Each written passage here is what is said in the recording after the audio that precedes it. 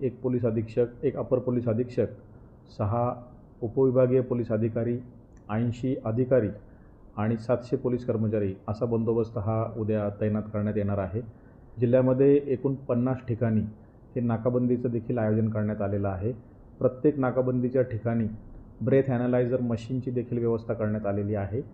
आपल्या माध्यमातून मी कोल्हापूरकरांना एवढंच आवाहन करू इच्छितो की सरत्या वर्षाला निरोप देताना आणि नूतन वर्षाचं स्वागत करताना कायद्याचं आपण पालन करावं, कुठलीही हुल्लडबाजी करू नये, प्रशासनास सहकार्य करावं। त्याचबरोबर मद्यपान करून किंवा कुठल्याही इतर नशा करून वाहन चालू नये, जेणेकरून आपला स्वतःचा जीव आणि इतरांचा जीव आपण धोक्यात आणणार नाही। पोलीस दलातर्फे हे उद्याचा जो बंदोबस्त आहे त्यासाठी संपूर्ण खबरदारी घेण्यात आलेली आहे। त्याचबरोबर जी महत्त्वाची ठिकाणं आहे कोल्हापूर जिल्ह्यातली त्या ठिकाणी घातपात विरोधी तपासणी देखील पोलीस दलात